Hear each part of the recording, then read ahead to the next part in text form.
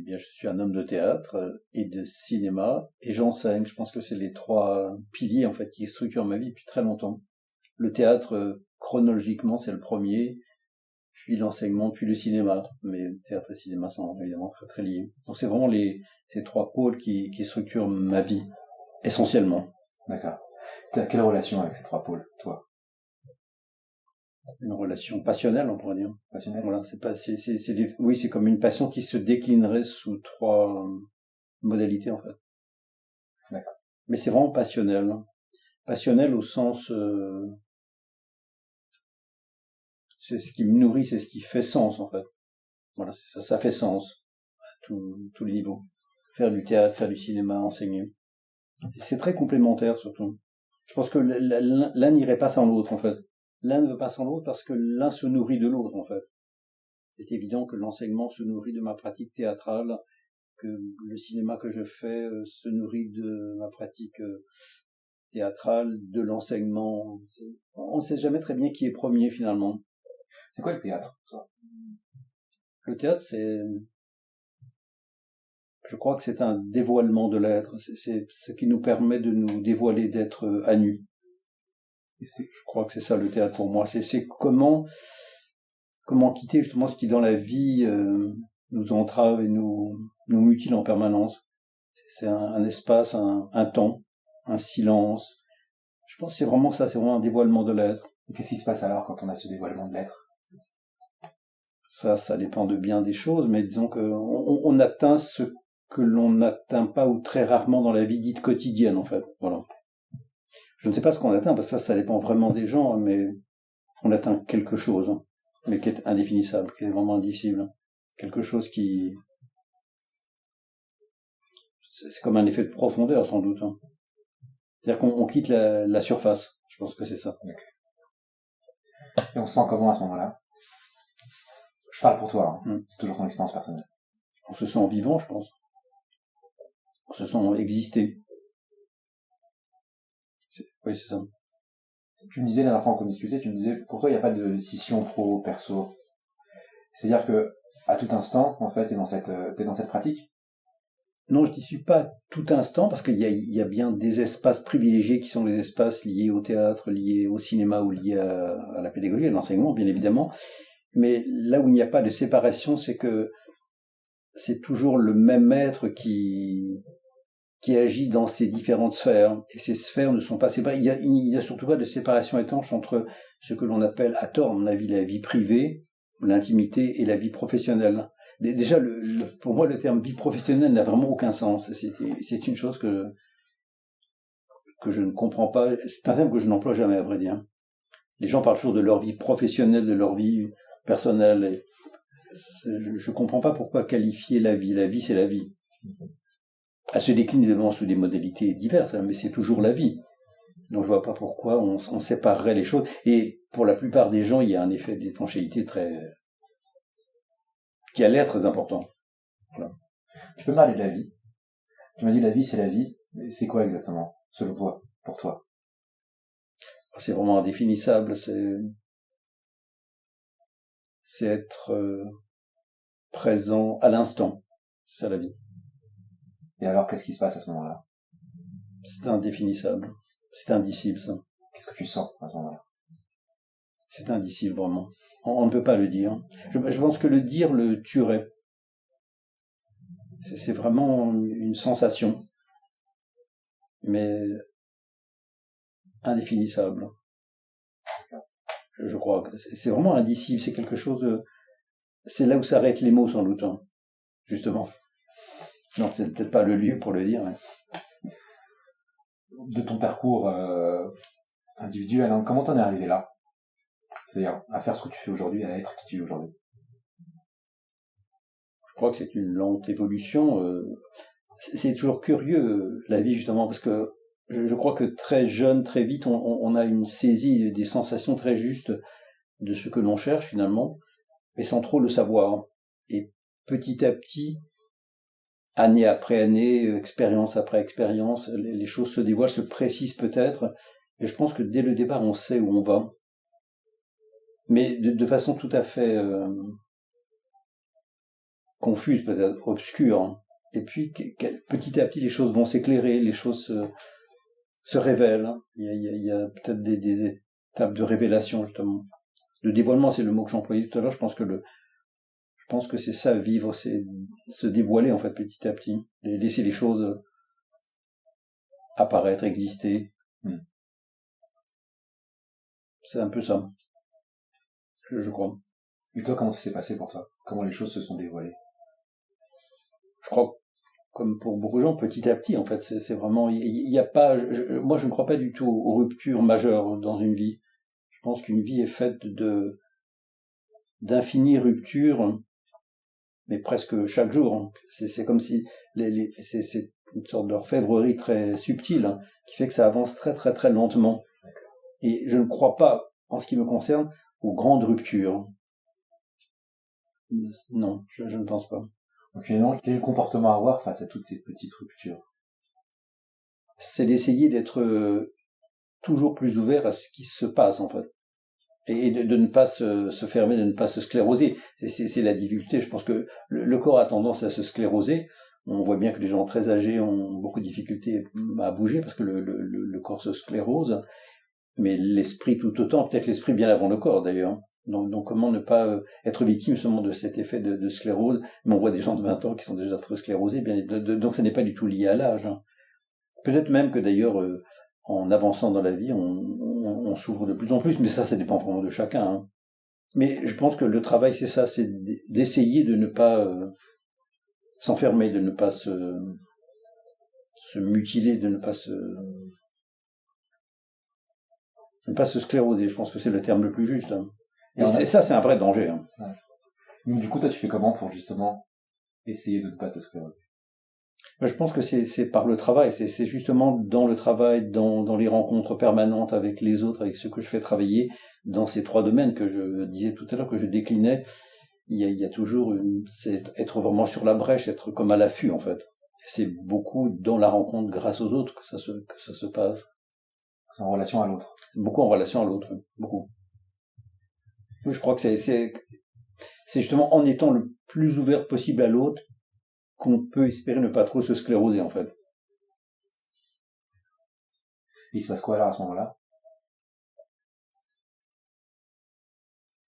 C'est difficile à définir, mais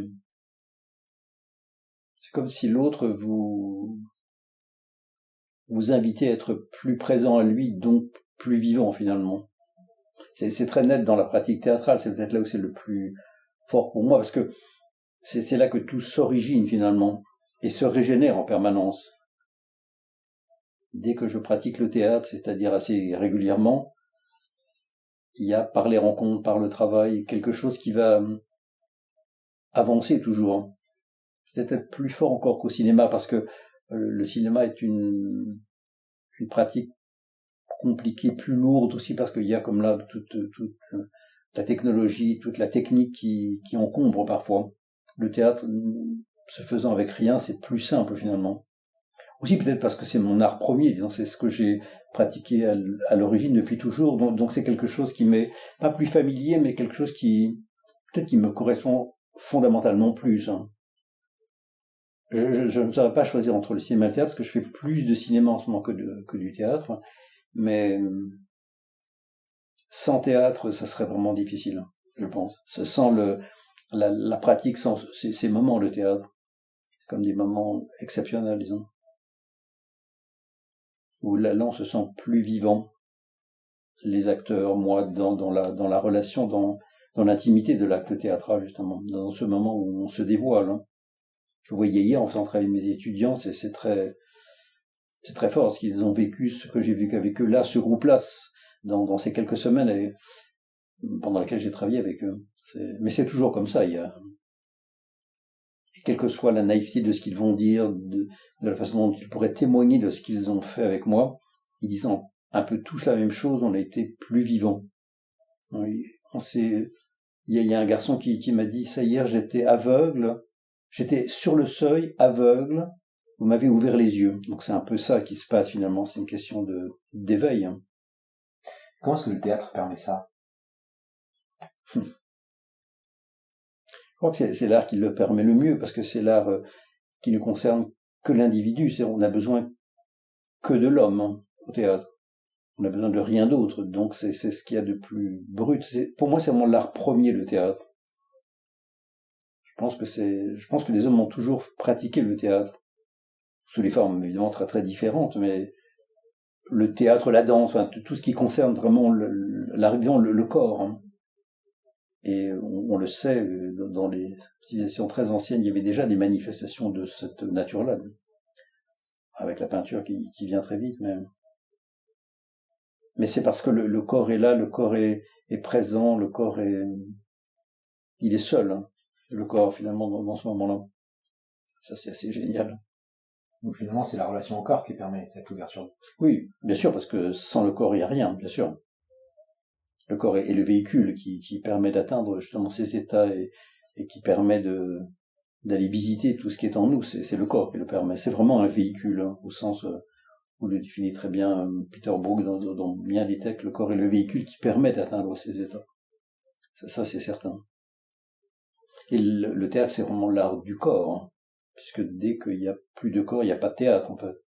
Ce qui fonde le théâtre, c'est ça, c'est deux corps qui sont face à face. C'est comme ça que se fonde le théâtre. Il suffit qu'il y ait un homme qui regarde un homme, il y a théâtre. Donc c'est très simple, c'est très brut, on peut dire, comme c'est pauvre. Je pense que c'est ce que j'aime beaucoup dans le théâtre, c'est la pauvreté de cet art. Hein. Parce qu'il n'a besoin de rien d'autre qu'un homme. Donc il n'a même pas besoin d'un crayon, d'un rien. Ou d'un instrument, de musique. Enfin, je ne parle même pas du cinéma qui a besoin de beaucoup, beaucoup de choses. 3 découvertes que tu as faites.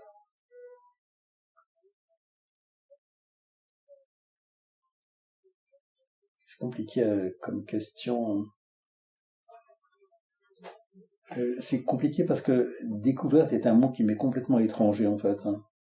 Je sais que Christophe Colomb a découvert l'Amérique, mais moi je ne découvre rien, je pense. C'est un mot qui est vraiment tout à fait étranger à mon vocabulaire, je me rends compte en entendant la question, en ne pouvant pas répondre à la question.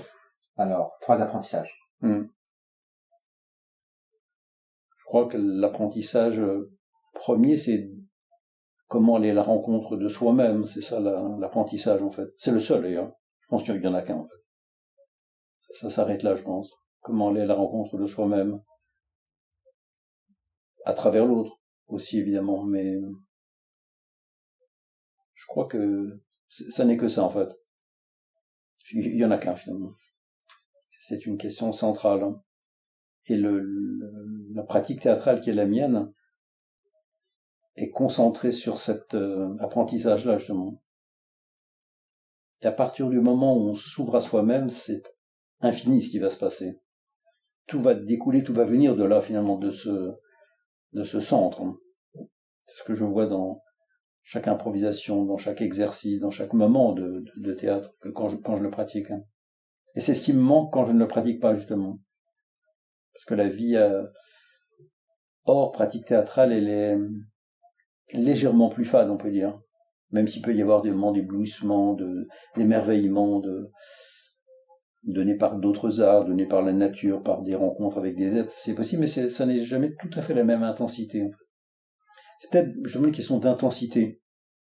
C'est peut-être ça le théâtre, ça révèle des intensités de l'être. Hein. Ça c'est assez intéressant chez les acteurs. Hein. Mais le théâtre évidemment est un moyen, c'est jamais une fin en soi. Bien que je fasse du théâtre et que je le revendique et je le revendiquerai toujours, ça n'est jamais une fin en soi. Faire du théâtre pour produire un spectacle n'a vraiment aucun sens. Pour moi, l'intérêt c'est comment à travers le théâtre justement on va atteindre quelque chose de l'humain, du vivant. Ça c'est très important. C'est pourquoi le théâtre de production, disons, n'a pas beaucoup de sens. Ce qui explique peut-être que j'ai une relation très compliquée avec le milieu théâtral, parce que j'ai beaucoup de peine à m'inscrire dans ce que l'on attend d'un homme de théâtre, d'un metteur en scène, terme que moi déjà je n'emploie jamais. Mettre en scène est un peu mystérieux comme terme, voire un peu dégoûtant. Mais on attend qu'un homme de théâtre produise des spectacles qui vont être vus, qui vont être vendus, ainsi de suite, comme on sait. Et moi j'ai beaucoup de peine à ça, disons. Non pas que je n'aime pas travailler devant des spectateurs témoins, on en parlait hier avec mes élèves, c'est une finalité toujours présente. C'est-à-dire comment à un moment on va rencontrer l'autre qui va regarder. Ça m'intéresse beaucoup comme moment, le moment de la rencontre. Ce qui n'est pas le cas d'ailleurs de tous les hommes de théâtre. Il y a des hommes de théâtre comme Grotowski qui à un moment s'est tout à fait est définitivement retiré de la production. Il a fait 5 spectacles tout au long de sa carrière, et puis à un moment il s'est dit j'ai été au bout de ce processus, produire des spectacles, quelle qu'en soit la qualité, il a produit seulement 5 spectacles exceptionnels, je vais me retirer de la production, et pendant 20 ans il a travaillé en atelier fermé. Donc il a continué sa recherche, vraiment comme de la recherche pure, comme en laboratoire on peut dire. Il a continué sans que personne jamais ne voit rien. Donc c'est possible. Moi, ça n'est pas tout à fait mon souhait. Je trouve ça très beau, l'atelier fermé. C'est-à-dire travailler longtemps en atelier fermé, mais c'est très important pour moi que la finalité soit que, à des moments, il y ait des rendez-vous avec d'autres qui viennent voir ce que l'on fait. Ça me semble très important comme échange, comme rencontre. Justement pour proposer et pour inviter les spectateurs témoins à vivre aussi des moments un peu exceptionnels, un peu particuliers, disons, de leur place de spectateurs témoins. Ils ne seront jamais acteurs, ils sont toujours spectateurs témoins, ils vont regarder quelque chose qui se passe là, mais comme spectateurs témoins, on peut vivre des choses très, très, très intenses. Parce que le phénomène d'induction entre les acteurs et les spectateurs témoins, c'est très fort. C'est fort, ça déplace. Je te sens très éclairé par le théâtre, en fait. Comment est-ce que tu vis ça? Comment est-ce que tu le ressens? Comment ça s'incarne, en fait, dans ta vie? Je le vis comme quelque chose dont je ne peux pas me passer, en fait. Dans ce sens-là, c'est une passion, justement. Parce que si je ne pratiquais pas le théâtre, il me manquerait l'essentiel. Hein. En ce sens-là, ça m'est indispensable. Hein. Et c'est toujours un émerveillement, un enchantement de faire du théâtre, de faire du théâtre, de regarder les acteurs, d'essayer de comprendre grâce à eux, avec eux, tout ce que l'on peut, toutes les limites que l'on peut repousser sans cesse. Hein. C'est vraiment une question d'enchantement, je crois. C'est quelque chose que, même ce que j'essaie de vivre à chaque moment, c'est comment le monde nous enchante et comment être enchanté par ce que l'on voit, par ce que l'on entend, par ce que l'on ressent. C'est compliqué parfois dans les quotidiennes parce qu'il y a beaucoup d'entraves, mais il y a dans le quotidien des moments d'enchantement pur aussi, heureusement d'ailleurs. Mais le théâtre, c'est toujours plus intense. Parce qu'on est libéré de quelque chose qui nous tire un peu vers l'arrière, le quotidien. Il y a un de mes étudiants qui m'a beaucoup fait rire hier parce qu'il m'a dit je ne voulais pas venir, donc c'était la dernière leçon de l'atelier, je ne voulais pas venir, j'étais complètement épuisé, j'avais travaillé jusqu'à 3 heures du matin sur mes finaux, j'en pouvais plus. Puis mon réveil a sonné, je me suis dit j'y vais, et dès que j'ai passé le seuil, j'ai oublié les finaux, j'ai tout oublié, et il a replongé. Voilà, c'est ça le théâtre, ça permet d'oublier tout ce qui va nous parasiter en fait, toute cette zone parasitée par 10 000 questions secondaires et finalement sans importance. Il se rendait bien compte que ces finaux fondamentalement n'ont aucune importance, même s'il doit les passer, mais fondamentalement ça n'est rien. Donc c'était beaucoup plus important de venir, et il s'est vraiment rendu compte que voilà, il y a une sorte d'enchantement, c'est-à-dire il passe le seuil, il respire quelques minutes et les finaux c'est comme un autre temps, c'est fini, ça n'existe plus. Qu'est-ce qui reste alors? La vie. Voilà, c'est ça. Il était vivant tout d'un coup. En quoi est-ce que le théâtre ou la pratique du théâtre t'inspire et fait de toi un être inspirant aussi? C'est très compliqué à dire, mais je crois que ça m'éclaire, je pense que c'est ça. Ça m'éclaire, le théâtre. C'est comme un phare dans une nuit un petit peu épaisse, et ça me permet de me diriger un peu vers ce qui me semble essentiel, disons. Voilà.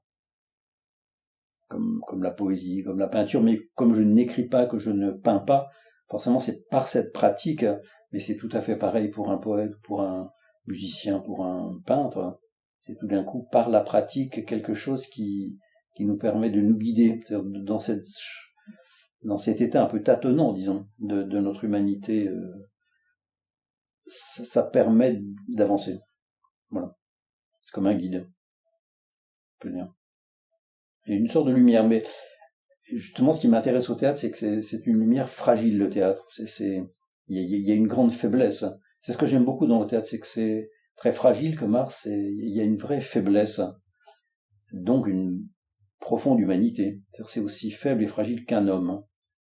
Ce qui m'intéresse au cinéma, c'est autre chose, parce que le cinéma, bien sûr, peut, grâce au regard très subtil d'une caméra, peut capter des choses extrêmement fragiles, mais il y a toute une organisation, disons, vraiment le filmage, le tournage, qui rend plus délicat l'éclosion, l'apparition de cette grande fragilité.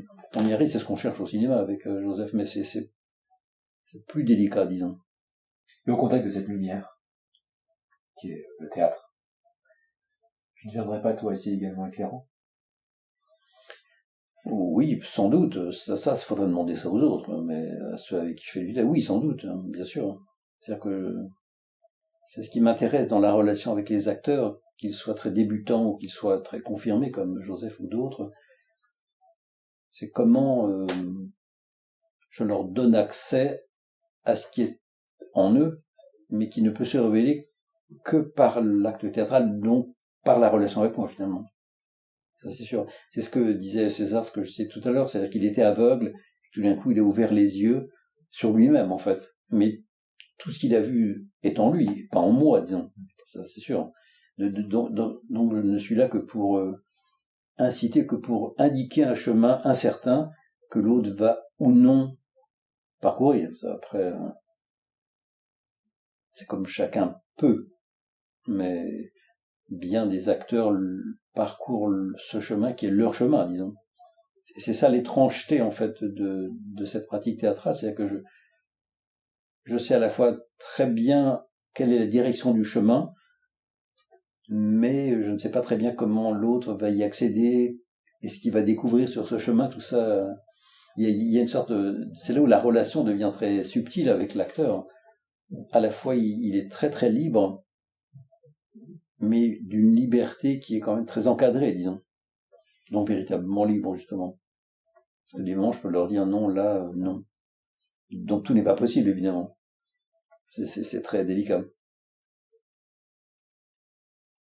Mais c'est merveilleux parce qu'à partir de là, tout devient possible. C'est-à-dire que c'est toujours comme ça que va se construire finalement ce qui deviendra un jour une présentation publique, ou ce qu'on appelle un spectacle dans le jargon théâtral.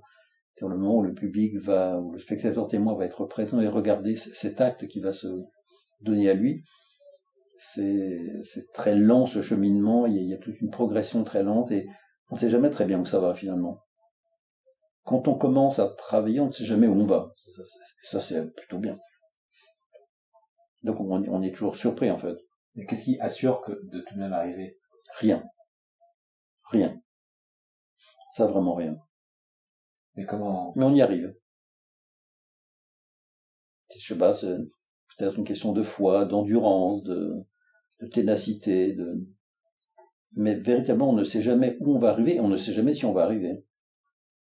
Ça, c'est pourquoi évidemment le cinéma était une sorte de choc tellurique, parce qu'un film un jour il est fini, il est fait, il est monté, il est post-produit, il existe. Là les deux films qu'on a faits, ils existeront toujours, enfin toujours relatif, alors que le théâtre, non. Ce qu'il y a de merveilleux au théâtre, pour moi, c'est qu'il n'y a pas de traces possibles. On ne peut pas photographier ou filmer une présentation théâtrale, c'est fondamentalement impossible. On ne peut que faire quelques photos qui seraient, disons, des sortes de mensonges sur ce qui s'est passé, mais personne d'autre que le spectateur témoin ne peut témoigner de ce qu'il a vu. C'est ce qu'il y a de beau dans l'acte théâtral, c'est que quelqu'un peut dire « je l'ai vu, j'y étais ». Voilà. Donc ça n'est que dans sa mémoire, dans son être. Alors, la trace, elle existe chez les spectateurs témoins. Ça c'est très très beau.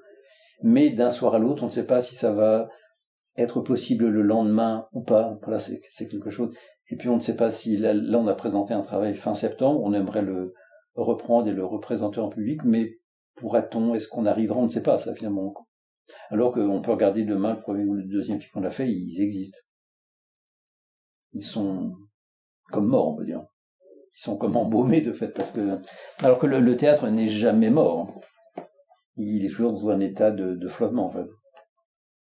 Et c'est vraiment lié à la mémoire du spectateur. Ce qui est beau au théâtre, c'est que ça ne vit que dans la mémoire du spectateur. Alors le cinéma aussi, mais on peut à tout moment regarder un film. Il suffit d'aller au cinéma, de quel que soit le support, mais on peut se... Alors que, par exemple, moi j'ai vu des très très grands spectacles que je ne reverrai jamais, évidemment. Parce que c'est fini. Finalement, c'est la distinction entre existe et vécu. C'est-à-dire le théâtre, plus que par le spectateur témoin, il est vécu. Alors que le film, il existe tout court. Oui, il existe sans nous, c'est ça, on peut dire. Alors que le théâtre ne vit que par la relation entre le spectateur témoin et l'acteur. Il ne vit que dans le présent du théâtre, pourrait-on dire. Ça c'est très très fort. Hein. Et c'est un peu comme la vie d'un homme, parce que finalement, il ne reste rien d'un homme que ce qu'on en a dans la mémoire. Hein. On peut regarder des photos des gens morts, ou des films, enfin, je ne sais pas quoi, mais ça n'est absolument rien, tout le monde le sait. Hein. Alors que dans notre mémoire, c'est très très vivant. Mais qu'est-ce qu'on garde comme trace dans nos mémoires de la vie d'un homme, des gens qui nous ont été proches? À la fois peu de choses et tant de choses finalement. Mais on garde des choses très floues, très flottantes, qui vont bouger. Et ça n'est jamais une photographie qui nous rendra la présence, la force de la présence de l'autre. Jamais. Enfin, pour moi, non, c'est sûr que... Parce que c'est... Et ça, c'est vraiment comme le théâtre, c'est quelque chose qu'on garde en soi. C'est comme je ne regarde jamais les photos de mes spectacles, il y en a quelques-unes, ou même quand je regarde des photographies de spectacles que j'ai pu voir d'autres hommes de théâtre, c'est rien finalement, c'est toujours des pauvres choses. C'est un peu minable finalement, une photographie en fait. Parce que je pense que la photographie est tout autre chose que de photographier ce qui va disparaître. Pour moi, c'est pareil, la photographie comme le théâtre est un acte de dévoilement. C'est ce que j'aime beaucoup dans la photographie de Joseph. J'y pense que je vois une de ses photographies à ma droite. Là. Chacune des photographies de Joseph est une tentative de dévoiler quelque chose qu'il ne voit pas en fait. Donc c'est tout à fait autre chose. Donc sa photographie est vivante. Même quand je regarde une photographie qui de fait est fixe, elle est très vivante. Parce qu'elle ne représente rien, ou elle n'a pas simplement enregistré quelque chose qui n'est plus. Elle fait vibrer quelque chose qui n'a jamais été, que seule la photographie va tenter de révéler finalement. C'est vraiment voir ce que l'on ne voit pas, la photographie. Le cinéma, idéalement, c'est ça. Le théâtre aussi, c'est peut-être ça toujours le travail finalement. C'est comme si l'art nous permettait de voir ce que l'on ne voit pas en fait. C'est fort pour la photographie, parce que la photographie, c'est tellement évident qu'on photographie ce qui va disparaître et ainsi de suite. Enfin, il y a plein de textes là-dessus. Ça n'est pas très intéressant. Pour moi, comme spectateur, moi je fais un peu de photo, mais ne parlons pas de ça, mais comme spectateur, je cherche vraiment ce que je vois dans la photographie de Joseph, et chez d'autres photographes aussi, c'est-à-dire de voir quelque chose grâce à cet instantané qui vibre vraiment à un moment très particulier du temps. Disons. Ce n'est pas du tout lié au passé, en fait. C'est quelque chose d'autre. Moi, j'ai l'impression que l'art, de manière globale, et entre autres l'art pratiqué aussi, c'est comme une forme de maître de vie aussi. Qu'est-ce que ce maître de vie t'a appris finalement? Je crois que ça m'a appris qu'on n'apprend rien. Ça m'a appris que je suis mortel. Je pense que c'est ça que ça m'apprend en fait. Mais fondamentalement, ça m'apprend qu'on ne peut pas apprendre en fait. Que plus on avance, plus ça nous échappe en fait. Et à partir du moment où on croit avoir appris, je pense que c'est foutu. Et ça, le théâtre peut nous faire vivre ça justement. Parce que justement, comme c'est l'art de l'éphémère, ça s'efface en permanence. Hein. Ça ne peut jamais se figer, le théâtre. Comme la vie. Voilà, c'est ça qui est de merveilleux dans l'art du théâtre, qui est vraiment l'art du vivant. Jamais ça ne se fige. Parce que si tu regardes très attentivement un acteur travailler, le simple fait que le temps agisse sur lui dans le temps même de la représentation est déjà passionnant. Hein. Moi, je pourrais regarder un acteur immobile pendant des heures, parce que de le voir vibrer, donc vieillir devant moi, c'est extrêmement bouleversant. Hein. C'est quelque chose qui est extraordinaire. Hein. Et comme on n'ose pas trop faire ça dans la vie, parce que regarder quelqu'un pendant des heures dans la vie quotidienne, c'est rare. Ça peut être avec les gens que l'on aime, ça peut arriver, mais déjà c'est difficile. Puis dans la vie dite quotidienne, c'est impossible, parce que si je m'assieds et que je regarde en face de moi quelqu'un dans un café pendant 3 heures, il va crier au fou, c'est sûr. Il va partir. Donc ça sera raté en fait. À côté, c'est possible. Je crois que c'est ça. Ça n'apprend qu'on ne sait rien, finalement, qu'on ne tient rien, vraiment. Ça me fait toujours penser à cette phrase si forte, si mystérieuse, on peut dire. Quand le Christ dit à Marie-Madeleine, lorsqu'il a réapparu, ne me tiens pas. C'est une phrase extrêmement troublante, disons. Pourquoi à ce moment-là, le Christ ressuscité dit à la première personne qui le reconnaît, ne me tiens pas, ne me retiens pas, ne me fiche pas. Voilà. Ça, pour moi, c'est très central comme phrase hein, dans la vie, dans l'art, disons. Que comment ne pas tenir les choses, les emprisonner, justement, les figer, en fait. Quand tu l'incarnes, ça. Ça s'incarne dans la fragilité de l'acteur, dans le nom de l'atelier que l'on a en ce moment s'appelle l'acteur dépouillé, c'est ça, c'est une sorte de dépouillement, c'est une sorte de nudité absolue. Comment tu fais pour être bien avec ça? Oh, je suis ni bien ni pas bien, c'est la vie.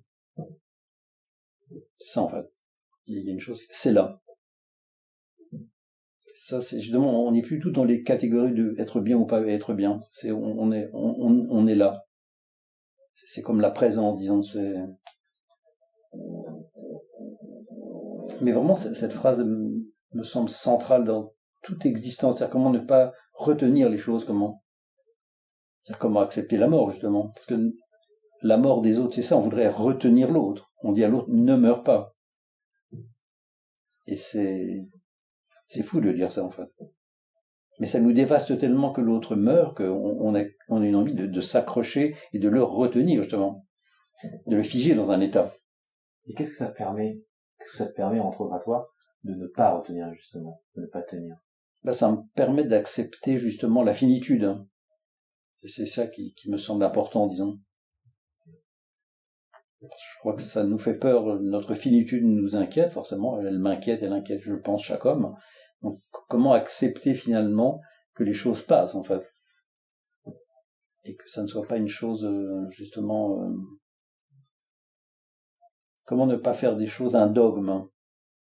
Moi, j'entends ça dans la parole du Christ, comment il disait à Marie-Madeleine, ne fais pas de moi un dogme, ne me fiche pas, ne fais pas de moi une église. C'est un peu raté, mais bon. Ça, c'est une autre affaire. Mais c'est peut-être le moment le plus fort du christianisme, justement. Pour moi, ce qu'il y a de plus beau dans le christianisme, dans ce mythe, dans cette religion, enfin dans ce mythe, disons, c'est le fait que c'est la résurrection. C'est quel est l'état du corps qui revient de la mort, qui a traversé la mort et qui revient, c'est non possible. Et quel est l'état de ce corps et comment appréhender ça. C'est quand même inimaginable pour nous. C'est comme impossible d'imaginer ça. Et tout notre travail repose depuis une vingtaine d'années là-dessus. Quel est cet état si particulier, qui nous est profondément étranger, du revenir de la mort, en fait. Et tous les films, tous les spectacles, tous les travaux que l'on fait tournent autour de cette question, disons. Sur ce revenir de la mort, en fait. C'est toujours un peu la question. Dans notre premier film, dans Fragment d'exil, c'est vraiment ça, en fait.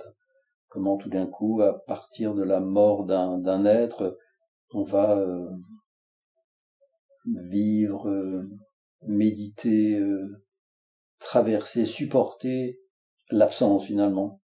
Et puis l'autre va peut-être revenir de la mort. Est-ce que c'est possible? Est-ce que c'est une hallucination? Ou est-ce qu'il est vraiment revenu de la mort? C'est des questions qui nous obsèdent, on peut dire, véritablement. Et dans le théâtre que l'on fait, c'est ça, l'état de l'acteur est toujours un état intermédiaire entre la vie et la mort. Il n'est ni mort ni vivant. Il est mort et vivant. parce qu'il n'y a sans doute pas tant de différence que ça, mais c'est quelque chose que l'on ne connaît pas. Donc ça questionne ce mystère-là, en fait. Et qu'est-ce qui se passe alors à cet endroit-là? On ne sait pas, justement, c'est bien ça que l'on cherche. On ne sait pas ce qui se passe, donc on va essayer d'atteindre quelque chose qui est inconnu. Voilà, c'est aller vers l'inconnu. Et on se sent comment d'aller essayer d'atteindre quelque chose d'inconnu?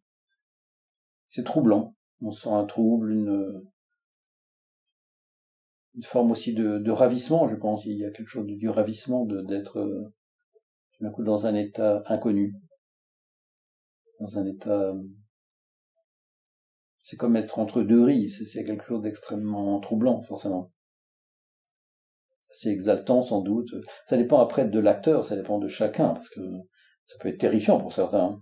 Il y en a qui vont fuir en courant le bout de la terre parce qu'ils sont terrifiés, parce qu'ils veulent être simplement vivants, ou morts, mais pas entre deux. Parce qu'on pense toujours qu'on est mort ou vivant. On est vivant, puis on est mort. Et je pense qu'il y a des états intermédiaires qui sont inconnus de nous, mystérieux, un peu comme dans le sommeil d'ailleurs. Est-ce qu'on est vivant dans le sommeil? Est-ce qu'on est mort? C'est une question qui nous a beaucoup hanté, qui nous hante beaucoup finalement. Qu'est-ce qui se passe dans le sommeil? Qu'est-ce qui fait qu'on rêve? D'où viennent nos rêves? Quelle est la réalité de nos rêves? C'est très très mystérieux et très passionnant évidemment. Peut-être comme une sorte de chose entre Eros et Thanatos, quelque chose entre vraiment l'amour, la mort, quelque chose de...